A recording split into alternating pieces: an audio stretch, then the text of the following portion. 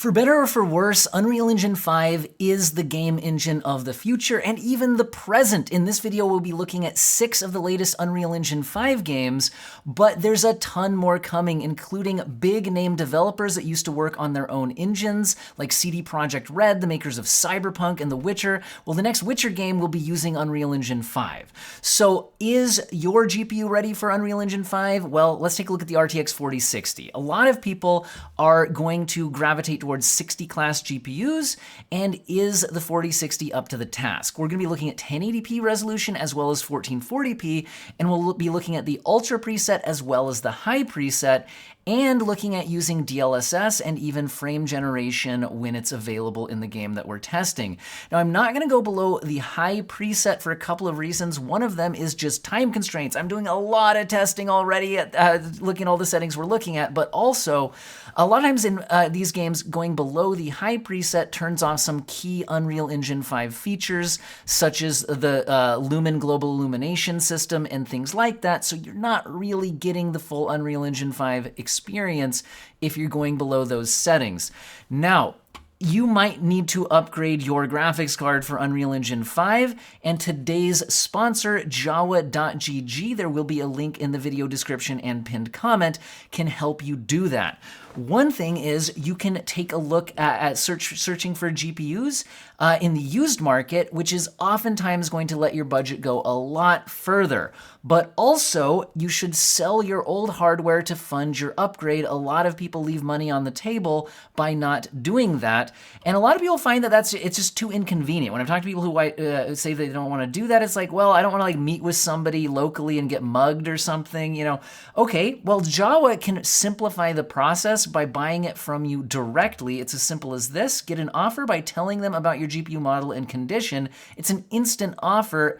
You print your free shipping label and mail them the GPU, and the shipping label, that's factored into the price that they're giving you, so you don't need to worry about how you're shipping it yourself. They inspect it, make sure everything checks out, and most sellers get paid within 1 business day, so super convenient, nothing to be scared of. And then also, you can take a look at their holiday TechTuber gift guide. This is where some tech tubers pick out GPUs in different, well, not all even just GPUs, but you can look at their best bang for your buck GPUs this holiday season, as well as some other categories. They've got best pre-built PC for around $1,000, best pre-built PC for around $500, best gift for a gamer with a $150 budget, and more. So again, follow the link in the video description and pinned comment to take a look at Jawa.gg to fund your upgrade. Let's hop into the benchmarks. We'll start out with Lords of the Fallen, and this game is demanding, especially on its ultra setting. We can see here that running through this area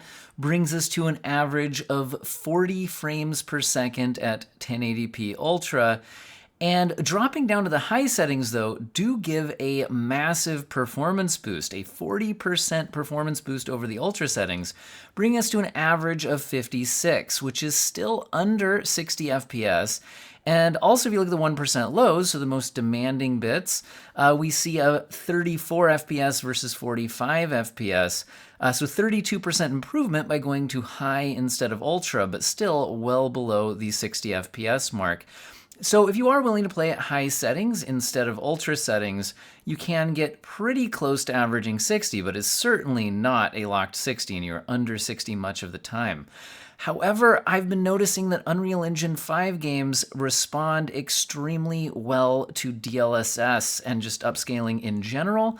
And here I'm measuring 1080p Ultra versus 1080p Ultra with DLSS quality. And here we can see that we get a 48% performance boost by turning on DLSS quality, bringing our averages up to 59 instead of 40. And the 1% lows are improving from 34 up to 45, which is a 32% improvement. And so we are now very, very close to that magic 60 FPS result, albeit we are upscaling at 1080p. Now, YouTube videos with compression and all of that aren't the best way to examine the image quality effects of DLSS upscaling. I'll just say I'd rather not upscale at 1080p if I can help it. But here we're looking at, okay, we had kind of two choices. You could go down to the high settings, Or you could go stay at ultra settings and turn on DLSS quality. And they both got us to a similar performance situation, and that's what we're kind of looking at side by side here. So you could decide, which way would you like to go? And, if you went down to high settings, you could also turn on DLSS on top of that for another big performance boost. But anyway, we're seeing here that DLSS quality at ultra settings is 5% faster than native 1080p with high settings, and they both resulted in the same 1% lows at 45 FPS and the average FPS at 59 versus 56. So very similar performance out of either of those choices, kind of going to be probably personal preference, whichever is the way to go in your opinion. However, what if we were trying to use the 4060 as a 1440p graphics card? Well, we can see that at 1440p native resolution ultra settings, we are averaging below 30 frames per second. That is not great, 27 FPS average in this section.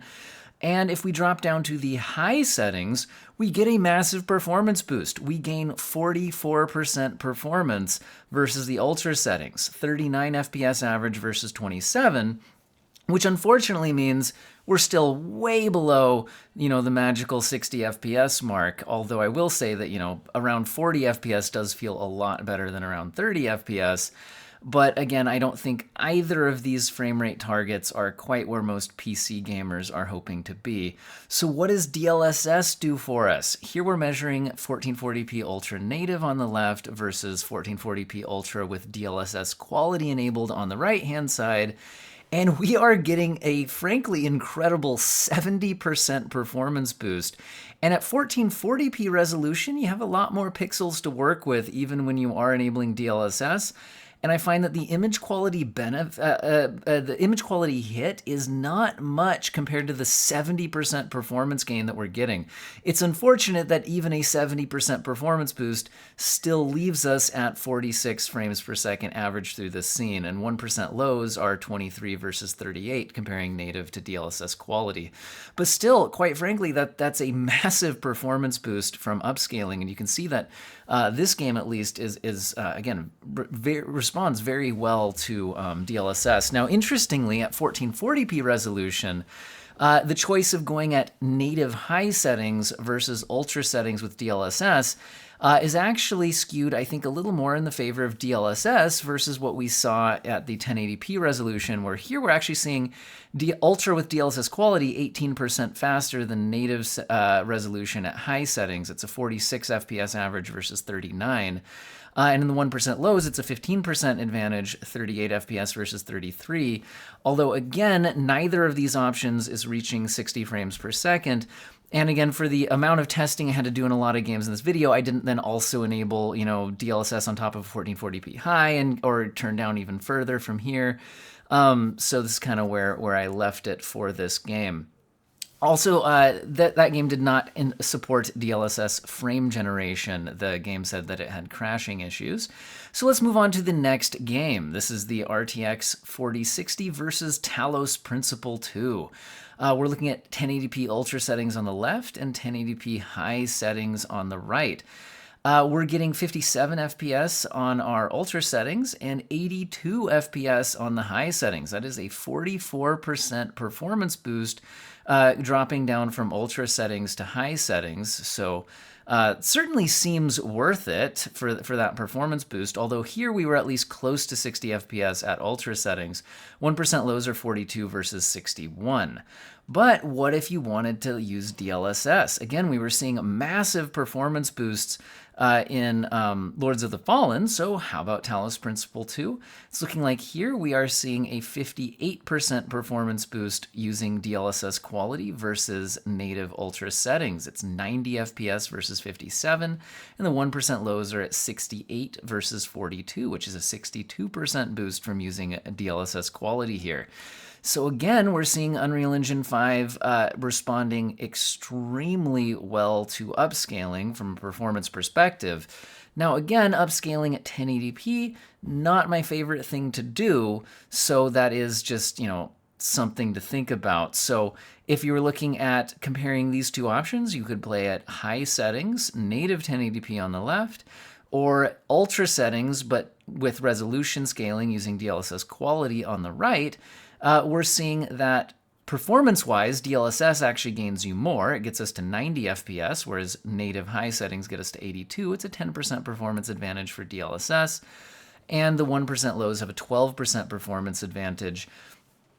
So again, you can take a look at which one looks better to you. But again, it's a little hard to see some of the little bits of shimmering in the palm tree branches and things like that with DLSS once you're going through YouTube compression and all of that. So, it is what it is. What if we moved up to 1440p resolution? Well, 1440p Ultra is very demanding, even in Talos Principle 2. We're seeing 34 FPS average in this scene. Whereas dropping down to high settings gets us a 59% performance boost, going up to 54 FPS average. And our 1% lows are at 28 versus 43, which is a 54% advantage to the high settings versus the ultra settings. So once again, we're seeing a very large performance scaling going down to high from our ultra preset in this game. Now, this is another game that isn't supporting DLSS 3 frame generation on most versions of graphics drivers. It looks like they were having crashing issues in this game as well and disabled it on most versions of the graphics drivers, including the latest ones. So anyway, here we're taking a look at 1440p Ultra versus 1440p Ultra DLSS quality. And we're seeing that DLSS quality is an 85% performance boost here, jumping from 34 FPS to 63 FPS. Quite frankly, that's incredible, and I did rerun the test just to be sure, because that just almost doesn't even seem right, but that's what we got. 1% lows jumping 54% from 28 to 43. So pretty big difference there by turning on DLSS quality, which then means that we could take a look at the difference between staying at native resolution high settings on the left and ultra settings but DLSS quality upscaling on the right. And we can see that DLSS quality is able to get us over 60 FPS, and it's a 17% performance advantage versus native settings at high, although the 1% lows are even for both of them at 43. So it's a pretty interesting result. And I think that this is, it's just really interesting how much this responds to DLSS. My thought here is that Unreal Engine 5 effects like Nanite and Lumen must be very, per pixel calculated. So just reducing the number of rendering pixels has a big effect. Here we're going to jump into RoboCop Rogue City. And once again, we'll start out looking at 1080p ultra settings versus 1080p high settings on the right-hand side. But here we're not seeing the massive performance jump going from ultra to high that we'd seen in our games previously. Here we're only seeing a 16% jump, going from 56 FPS to 65. 1% lows jumping from 48 to 56, which is a 17% jump. So again, not as big of a difference between ultra and high here, but also ultra settings aren't quite as punishing as we've seen in some of the other games, with it almost reaching 60 FPS natively. But what about DLSS? And what about frame generation? We've hit a game that does support frame generation, although I did have the game crash often when I would load this, restart this checkpoint. When I had frame generation enabled, so I'd often have to turn it off, restart the checkpoint, and then turn it back on. But anyway, we're seeing a 40% performance boost by enabling DLSS quality. I'm not including frame generation within that relative performance on the left-hand side of the screen, because it's not really performance. It's more of a motion fluidity smoothing. Anyway, and here we're looking at high settings versus ultra settings at DLSS quality, plus showing the frame generation results on the right-hand side of the screen. Here we're seeing that DLSS gains 21% more performance than dropping down to high settings does, again, if you want to look at it that way. By the way, I'm including the average PC latency numbers from the NVIDIA overlay at the bottom of the screen, so you can see that, frame generation does increase PC latency versus decreasing it through just normal DLSS or turning down graphics settings, which is why I don't think it makes sense to include it in the performance averages, because it doesn't increase the responsiveness of the game the way normal frames do. Here we're looking at 1440p Ultra versus 1440p High. And we are seeing a 16% performance gain on both the averages and the 1% lows. So once again, even at 1440p, similar to what we saw at 1080p, less of a dramatic performance bump by dropping to high settings. It's 37 FPS versus 43, so neither of them is going to get you really, I think, the frame rates you'd be looking for in a first-person shooter game like this. So what if we tried out DLSS? So first we're going to look at ultra settings and then versus ultra with DLSS quality, and then also the possibility of kicking on frame generation. DLSS quality brings us from 37 FPS up to 57 FPS. So we're still seeing a very large performance gain here, although not as big as we saw in some of the other games. It's a 54% performance bump though. That is quite significant and gets us very close to 60 frames per second, and then you can kick on frame generation from here. This is a little bit lower of a base frame rate than I would personally want to be using frame generation on, so maybe high settings plus DLSS quality plus frame generation might be a better combo. But again, you can see the results here. And here we're going to look at high settings at native versus ultra settings at DLSS quality, and we can see that we gain 33% more performance by staying at ultra using DLSS than we do by staying at native resolution and going down to the high preset in this game. So, and yeah, 57 FPS versus 43. So it certainly seems like using upscaling is more effective here than dropping to the high preset. But, you could also drop to the high preset and use upscaling, and I think that might be getting people more where they'd want to be in a first-person shooter performance-wise in this game. Now, how about Jusant, or is this more of like French, like Jusant? I don't know. Anyway, 1080p Ultra, you saw in that initial cave sequence, frame rates were quite low. But in other scenes, the frame rate is a lot higher, bringing the average up to 56 FPS at ultra settings and 83 at the high settings, and we're gaining 48% by dropping down from ultra to high settings. So this is another game we're seeing a lot of scaling there. But again, in these more demanding areas like this scene, looking over this, we're down in the 40s. So you're certainly well below 60 FPS a lot of the time if you're playing at 1080p Ultra Native. Now, by kicking on DLSS quality, we saw that demanding cave scene at the beginning actually holding around 60 FPS, whereas native certainly wasn't. And then by the end of this benchmark scene I'm doing here, we're getting 79 FPS versus 56 by enabling DLSS quality versus native. So it is a 41% performance jump, and the 1% lows go from 36 to 51. And I'm also showing the frame generation results, and I think our performance here is good enough that I think kicking on frame generation can make sense with a high enough base frame rate around 60 FPS. But now we're going to look at, okay, what if you want to stay at native 1080p versus, dropping down to high settings versus enabling DLSS quality. And this is the first time we've seen dropping to high settings have a bigger performance gain than kicking on DLSS quality, although it's almost even. We're seeing an 83 FPS versus 79 FPS result, which is a 5% lead for staying at native and dropping down to high. 1% lows are basically tied, 52 versus 51. And again, I'm showing the frame generation results on the right, but not calculating them in the performance numbers for the reasons stated earlier in the video.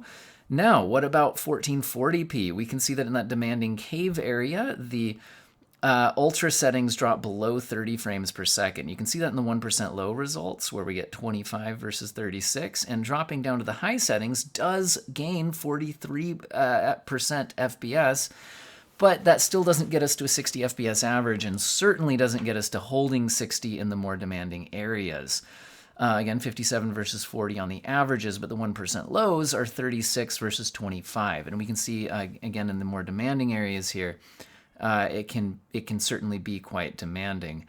But again, comparing DLSS quality to staying at ultra settings, at 1440p, we're seeing a 60% performance boost by enabling DLSS quality. And again, at 1440p, DLSS quality can still look quite good.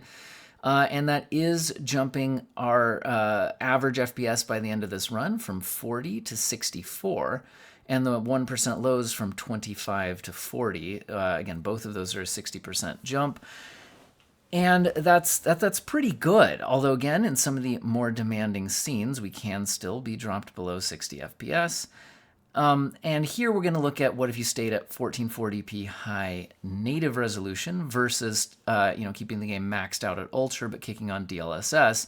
And whereas at 1080p resolution, we saw the high settings were actually slightly more performant than staying at ultra and kicking on DLSS quality. We can see here at 1440p resolution, kicking on DLSS is actually more effective than dropping down to the high settings and staying native by 12% on the averages, but 30% in the 1% lows.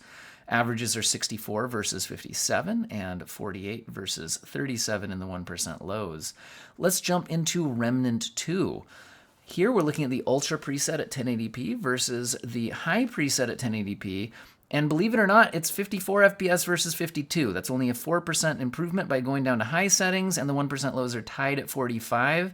And yes, I did restart the game in between runs, and yes, this was so strange to me that I did double check both my ultra settings and my high settings again, just to be sure I didn't screw something up. But yeah, it looks like high and ultra perform almost identically in this game.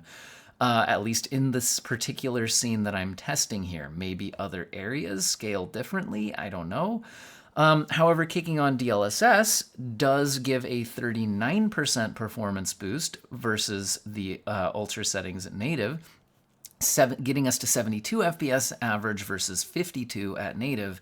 And the 1% lows even are almost to 60 now with 58 versus 45.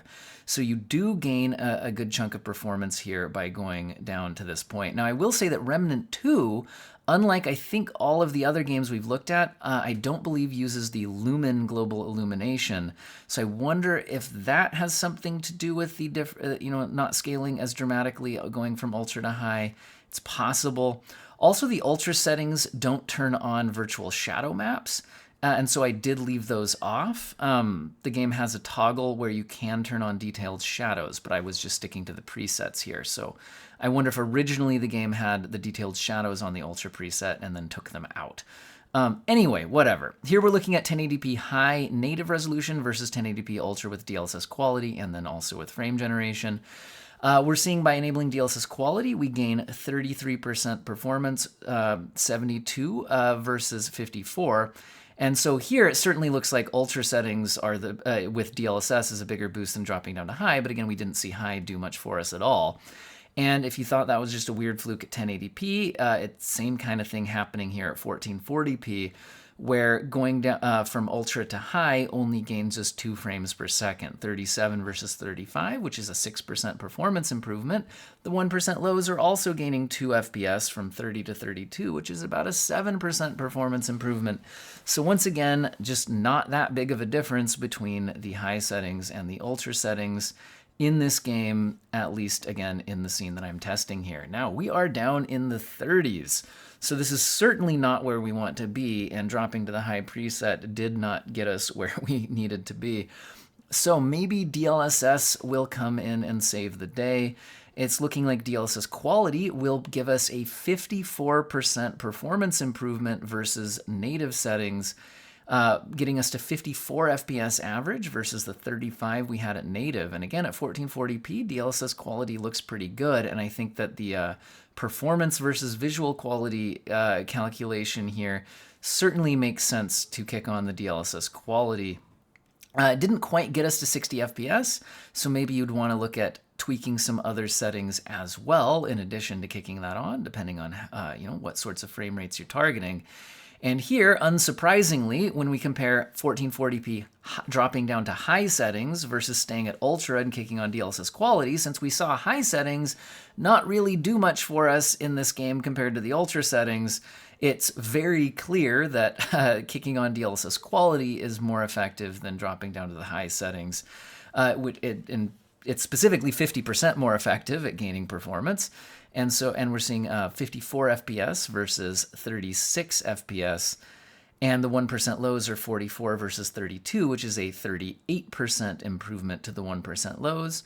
And let's take a look at Immortals of Aveum. This time, I'm not doing a high preset because, frankly, there isn't one. This game doesn't really have presets. It just has a bunch of different graphics settings. So I'm just calling Ultra, sliding everything to its maximum setting. And then we're going to measure DLSS quality versus that. And I'm also showing kicking on frame generation. We can't hold 60 FPS at native 1080p Ultra. We're only at 54. But kicking on DLSS quality does gain 41% performance, jumping to 76 FPS average here.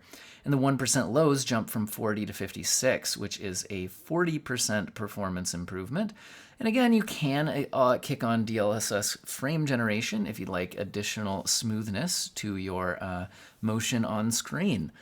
Now, what about 1440p resolution? Ultra settings versus DLSS quality is now a 60% performance improvement, going from a well, at least in my opinion, unplayable 35 FPS in a first-person shooter with a mouse. I mean, okay, it's technically playable, but really, like, I'd rather not. To perfectly serviceable, although I'd still like more, 56 FPS. Again, 60% performance boost. 1% lows are jumping from 25 to 43, which is a 72% performance improvement. So we've seen the benchmarks. What do I think? Is the 4060 ready for Unreal Engine 5? Well, I find it a little bit scary that there's already games like Lords of the Fallen, which at 1080p resolution run below 60 frames per second, even by dropping down to the high preset. And at the ultra preset, we are well below 60. Now, not every game is like that. We could certainly jump into something like Talos Principle 2, where we were closer to 60 FPS, although I'll be honest also, I have played less of this game, so maybe the scene I'm testing here is a bit easier than others. I honestly don't have a good feel for the entire game on this one. What about when we jumped into RoboCop? Well, we were pretty close to 60 FPS on this one at ultra settings. Dropping down to high did get us over that point. This is a first-person shooter, though. A lot of people are going to want to be closer to 80, 90 FPS in a first-person shooter, although at least this is a single-player one. And then if we go ahead and keep on scrolling, in a game like Jusant, yes, my average FPS was perhaps close to 60 FPS, but in the more demanding scenes, like the cave we came out of here, we were dropping into the 30s at times. Again, at the ultra settings, now dropping down to high did get a big performance boost. And then when we took a look at our Remnant 2 results, we were definitely below 60 FPS in a pretty demanding area like this one at both ultra and high settings, although high settings didn't really scale much for us right there. And in Immortals of Aveum, especially in the more demanding areas, like in this initial scene right where I start the benchmark, you'll see that we're actually down in the 40s when we're at the ultra settings here without kicking on DLSS. So overall, can you play Unreal Engine 5 games at 1080p on the 4060 and adjust settings to get yourself over 60 FPS? Yes, you absolutely can. But I think performance like this shows why a lot of people are kind of disappointed with the 4060, because I think a lot of people would hope that a new $300 RTX 4060 or a 60 class GPU, a lot of people would be hoping that that means 1080p Ultra in the latest games, 60 FPS for the next year or two at least, right? And it's looking like we're already finding games, again, especially look at things like Lords of the Fallen, where we are just well below 1080p Ultra 60.